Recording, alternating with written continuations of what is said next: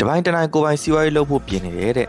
စနစ်တကျစီမံခန့်ခွဲခြင်းတဲ့လက်ရှိကဝန်ထမ်းပေါ့နော်ဘယ်ရစမလဲတဲ့တကယ်တော့ကိုပိုင် business school စဖို့အတွက်ကစီမံခန့်ခွဲတာတွေဘာတွေကအရင်လာတာမဟုတ်ဘူးဘာလုပ်ငန်းလုပ်မလဲဘယ်လိုလုပ်မလဲငွေဘယ်လိုရှာမလဲဘယ်လောက်ဝင်အောင်လုပ်မလဲဒါတွေကအရေးကြီးဆုံးအချက်တွေအဲ့ဒါတွေသိဖို့အတွက်ကလုပ်ယူလို့ရတဲ့နည်း၃ခုရှိတယ်နံပါတ်1ချက်ကလက်ရှိလုပ်ငန်းမှာလေ့လာတာ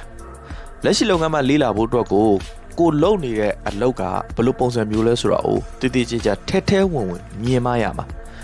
ဒီလုပ်ငန်းရဲ့သဘောတဘာဝကိုနားလေတယ်ဆိုရင်ကိုပိုင်လုပ်တဲ့ခါကျရင်လေသဘောတဘာဝအကြမ်းမြင်လေးကပြန်သုံးချလို့ရတယ်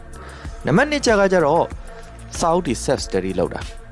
business နဲ့ပတ်သက်တဲ့စာအုပ်တွေဖတ်မယ်ဘယ်စာအုပ်ညာစာအုပ်ရလို့မရှိဘူးဗျာအဓိကကတော့စာအုပ်ဖတ်ဖို့ပဲကျွန်တော်တို့တော်တော်များများဖတ်မယ်ဆိုပြီးမဖတ်ပြတဲ့စာအုပ်တွေအများကြီးရှိတယ်အဲ့တော့စီးပွားရေးနဲ့ပတ်သက်တဲ့စာအုပ်10အုပ်တိတိဖတ်ကြည့်ဗျာ10အုပ်ပဲဖတ်ကြည့်အများကြီးပို့ပြီးတော့မြင်လာပြီးတော့ကျွန်တော်မေးခွန်းလာမေးစရာမလိုဘူးကိုယ့်ကိုအဖြေရှာနိုင်တာလိမ့်မယ်အဲ့ဒါတွေလောက်ရတာပင်မဲနဲ့ခက်တယ်လုပ်ဖို့မလွယ်ဘူးဆိုရင်တော့နောက်ဆုံးတစ်ချက်က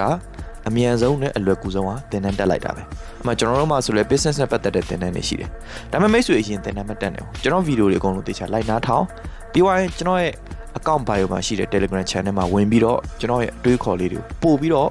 မြင်အောင်ကြည့်ကြအောင်အဲ့ဒီခါကျရင်မိတ်ဆွေတို့သင်တန်းတက်တဲ့မတက်တဲ့ကိုယ့်ကို self study လုပ်တဲ့မလုပ်တဲ့တွေးခေါ်လို့ရလိမ့်မယ်